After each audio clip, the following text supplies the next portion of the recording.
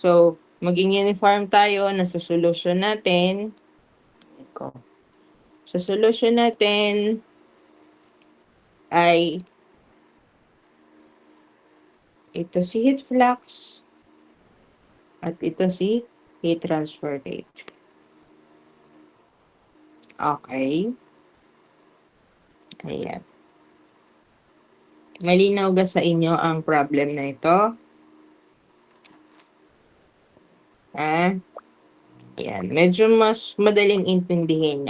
Compared dito sa nakasulat sa manual, hindi naman natin alam kung ano mga basta lang nakasulat siya.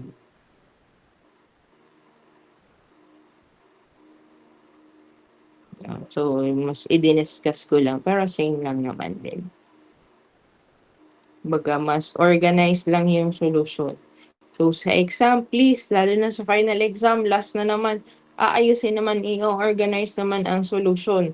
Kaya, nagiging, tawag dito, sa direction, inilalagay ko na talaga doon na sabi ko ay maximum of 2 problem lang per sheet or per answer sheet ang pwedeng ilagay mong solution.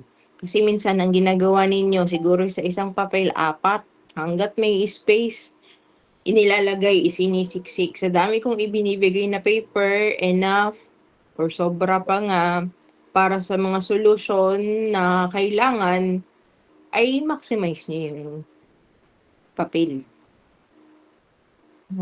Para mas organized, mas madali siyang checkan. Tsaka, ano pa yun, yung, di ba nakalagay pa dun sa direction ko, bawal magsulat, hindi allowed magsulat ng solutions sa likod ng paper. Meron pa rin akong na-checkan. May isa pa. Yun nga, may isa pang tao na makulit na naglagay ng solution niya sa likod ng answer sheet.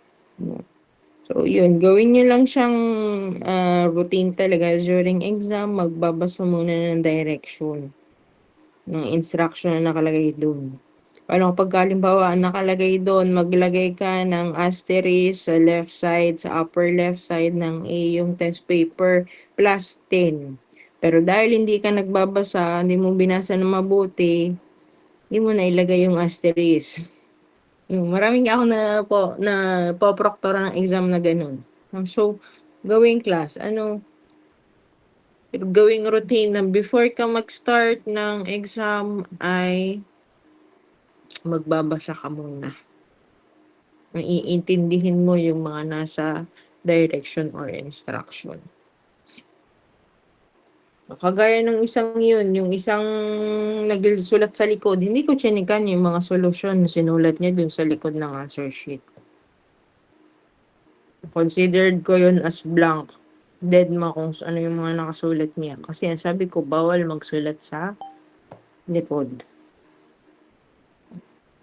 Ay.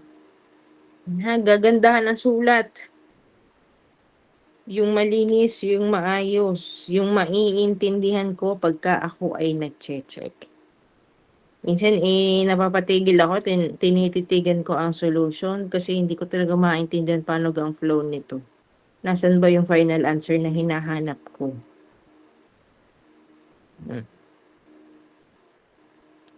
Naiintindihan kayo yung class? Ari pa pala. Sumaan loob, Ari pa, kung kayo naman po ay gagamit ng pencil at magbubura, ballpenin, make sure naman na pinagpagan ang papel.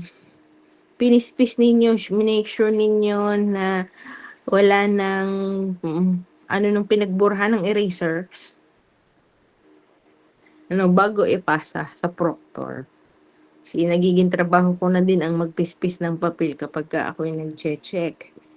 Kasi puro bura ng eraser. Ayun, yun naman yung mga common na na-checkan ko. Okay. Sige, i-screenshot to para kung gusto mo ng mas maayos na solution, mas organized na solution, merong given, unknown, formula, solution, final answer. Okay, na-screenshot na? Okay. Next problem. Ayan. Okay, pabasa naman ako. Sinong gusto magbasa? Maliban kay Peter.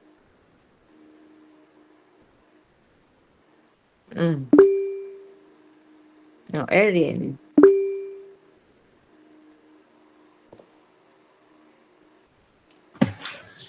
Calculate the heat loss per meter squared of surface area for an insulating wall composed of 25.4 mm thick fiber insulating board, where the inside temperature is 352.7 Kelvin and the outside temperature is 297.1 Kelvin.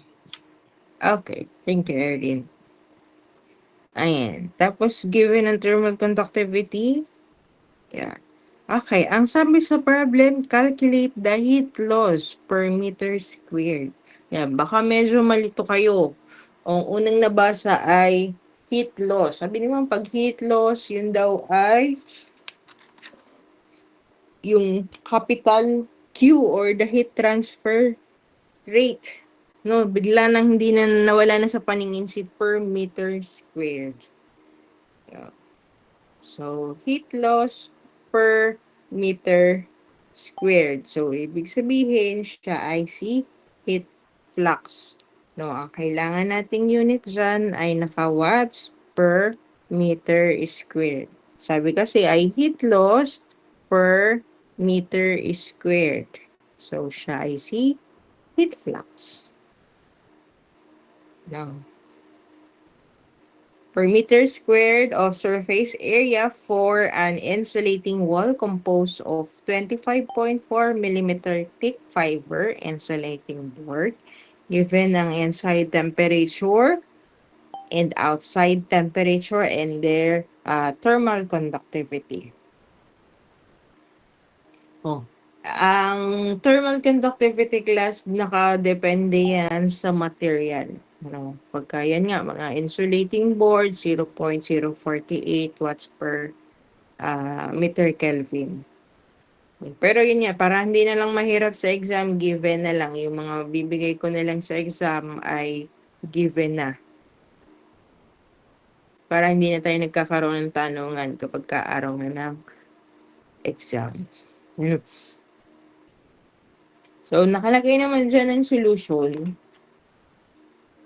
So, dito sa problem, we are asked for heat loss per unit area. So, this is directly the heat flux. Ano, gagamitin natin yung formula natin for heat flux. Ang check lang natin ngayon is yung mga given. Yung thickness or si L ay 25.4. Pero kung mapapansin ninyo, nakalagay naman dito sa problem, si DX. Si DX or si L, same lang yan. So, dito sa problem, 25.4 mm ang thickness ng insulating wall. Pero dito, ang binigay na si DX, naka meters na.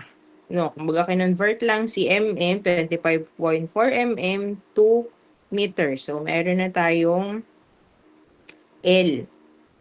And inside temperature, 352.7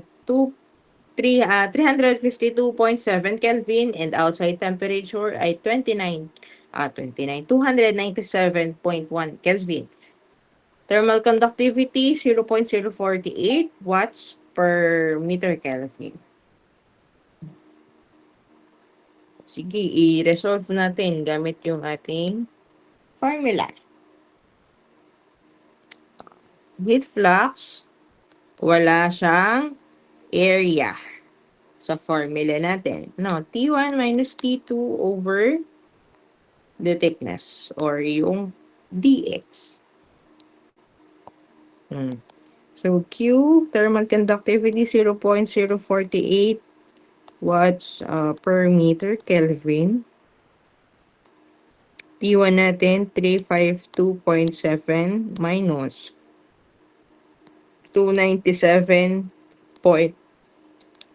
Kelvin over 0.0254 meters. Ano ang heat flux natin po dito?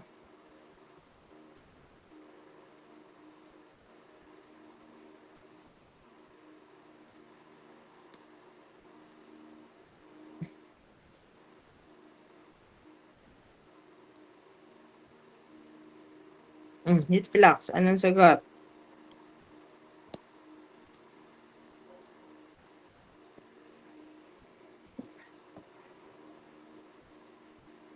Anyone?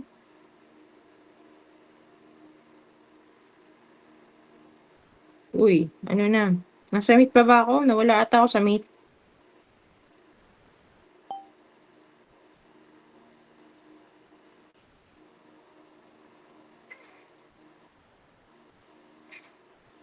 Anyone? Walang nakapag-compute?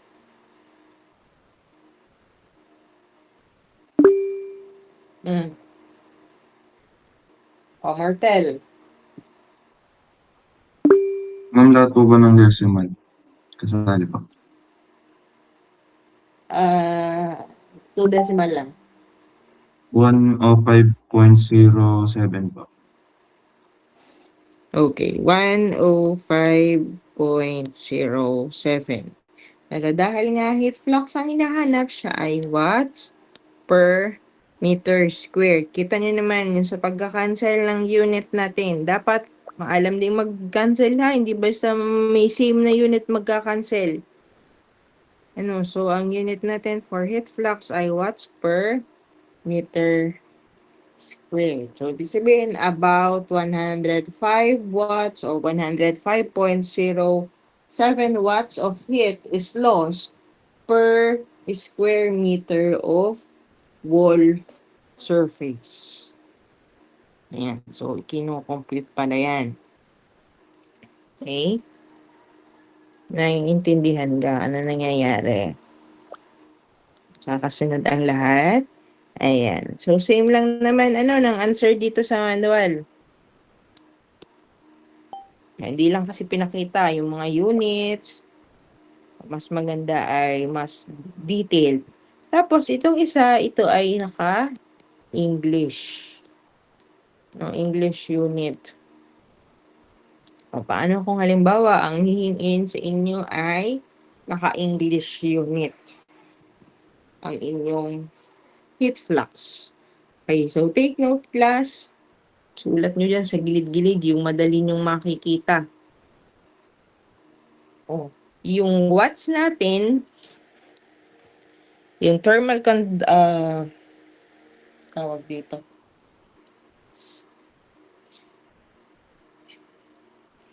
Yung total heat loss or the heat transfer rate. Yung watts natin ay magiging BTU pagka English. Yung meter natin magiging feet. At yung Kelvin natin, convert natin into degrees Fahrenheit. So, isulat din tong conversion, yung 1 watts per meter Kelvin, yung ating thermal conductivity is equal sa 0.5779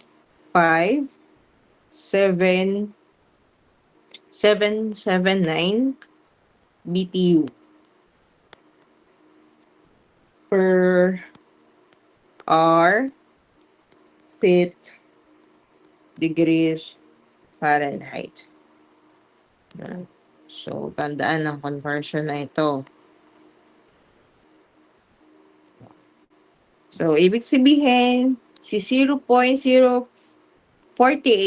watts per meter Kelvin, ilan na siya in BTU per R feet degrees Fahrenheit.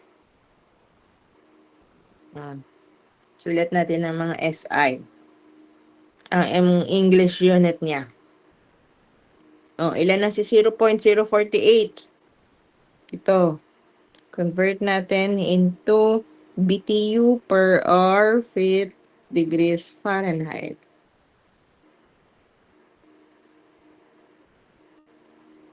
Convert nyo. Ito yung conversion natin.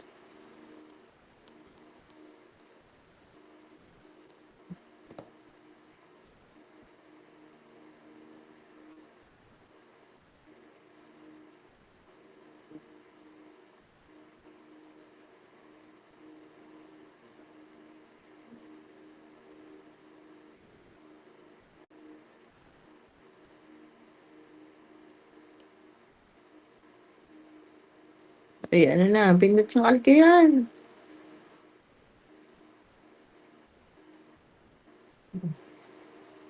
Zero point 048 times 0.5779. Oh, ilang BTU yun?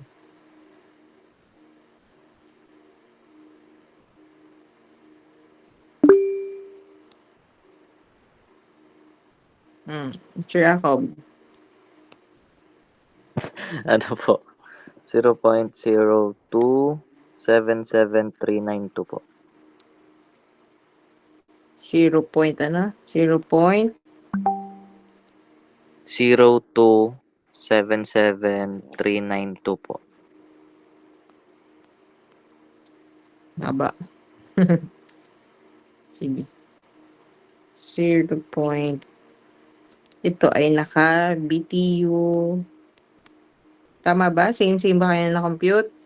Per hour feet degrees Fahrenheit. Oh. Si thickness natin, itong 0.0254 meters, ilang feet?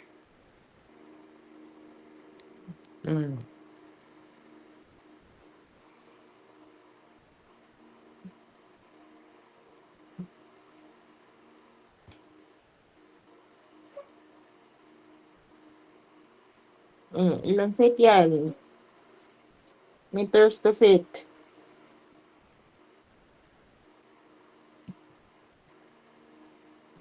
Times 3.28 po. Ilan nga?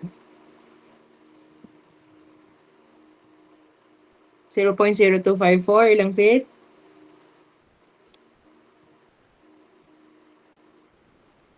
Pindot sa kalkyo. 0.0833 po. 0.08. 0.0833. So 0.0833 feet. Ano pang meron tayo? Temperature. No, kasi naka-degrees Fahrenheit na ang ating thermal conductivity. So, ang temperature natin ay i-convert natin into degrees Fahrenheit. Pero, class, tatandaan kapag ganito, hindi, mano-mano nyo siyang gagawin. Hindi pwede yung pinag-minus mo na si 352 minus 297.1 Kelvin, then saka i-convert into degrees Fahrenheit. Kasi mali yung ibibigay niyang sagot kasi siya ay naka-change in temperature na. So, ang gagawin ninyo, mano-mano nyo siyang, yung si inside temperature at si outside temperature, convert mo isa-isa into degrees Fahrenheit. So, 352.7 Kelvin, ilang degrees Fahrenheit? Si 297.1 Kelvin, ilang degrees Fahrenheit? Convert nyo. 352.7, ilang degrees Fahrenheit? Anyone?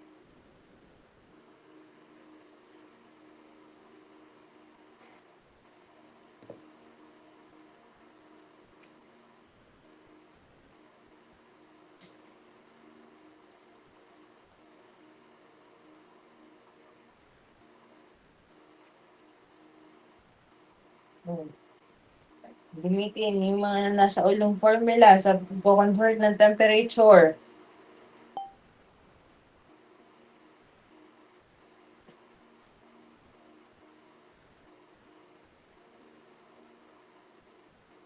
Ano nga po yung unit mo? Fahrenheit po. Okay. Opo, degrees Fahrenheit. 75.11 Fahrenheit. 75 point? 11 po. Alin? Yung 297.1. Parang Sis- ang ginawa ko po ay sinelsius ko po muna bago po Fahrenheit. Oo. 75 point ano? 11 po. 11? Ah. What's sa akin ay 38? Anong ginamit mo? Ang 352.7 Kelvin,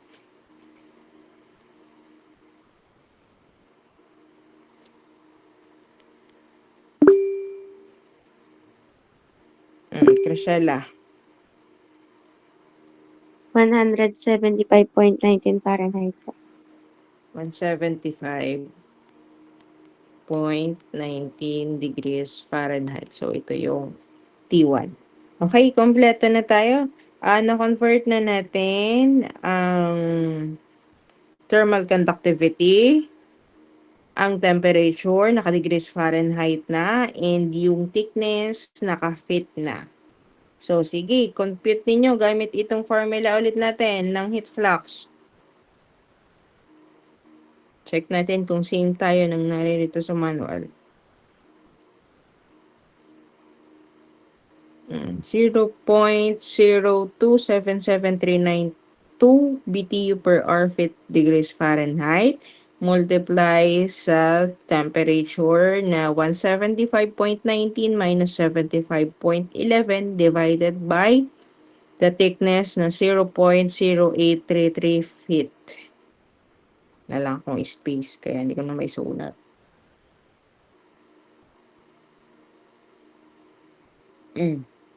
Ano ng final answer? 33 point something?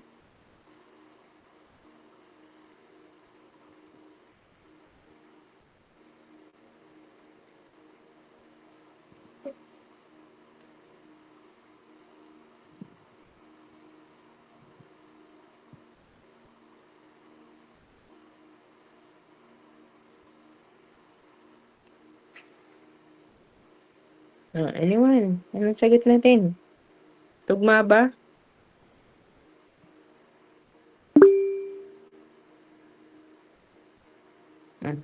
Ricardo. Mortel. 33.32 po. Ay, 33 po. 33 point 33 po. 33. Ayan. So, 33.33. Same lang din halos. Pinagkaibahan lang siguro natin ay sa point. Kaya itong naririto ay 33.30. Ang unit niya na ngayon ay BTU per hour feet squared. So, ito na yung magiging unit ni heat flux kapag ka siya ay naka-English unit. Kung SI, watts per meter squared. Kung English, ay BTU per hour feet squared. Okay, tandaan na yung mga kailangang take note na conversion. Sulat dyan sa gilid-gilid, i-highlight ninyo or lagyan nyo ng box palatandaan para once na mag-aral kayo, kita ninyo na kailangan mas i-priority aralin sa uluhin yung mga conversion na yan. Okay? No, para sa exam, hindi pwedeng isinulat ko to dun sa gilid. Ano nga to?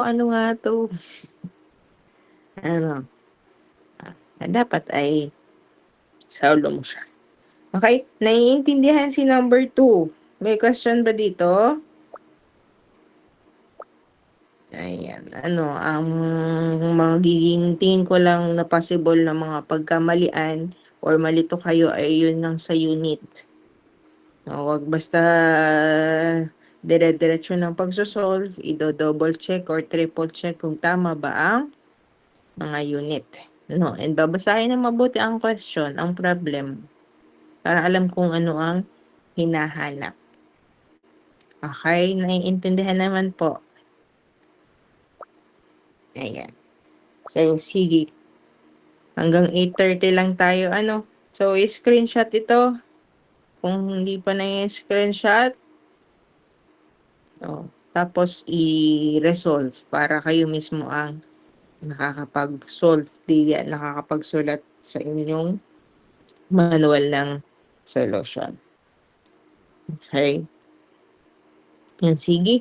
Hanggang doon lang muna. Tandaan kung saan tayo nagtapos.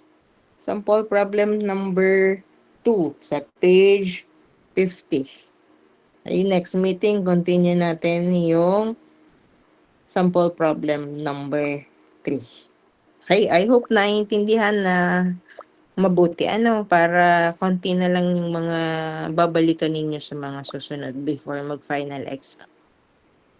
Pagka hindi talaga naintindihan or may hindi malinaw, itanong sa kaklase or sa akin. Okay? Sige. Wait lang. Pangkalimutan ko. Pa-open cam na lang. Open cam ha. Hindi. Open cam na lang po at magpipicture bago mag-almusal. Ako'y gutom na nga din eh. Masaya pala ang online class. Hindi kailangan gumising ng maaga. Open cam, open cam. Yan. Hindi pa nakapagsuklay si mom. Okay, sige. Tingin na lang ha. Yung mga kaya mag-open cam po para lang as a proof na nagklase tayo. 1, 2, 3.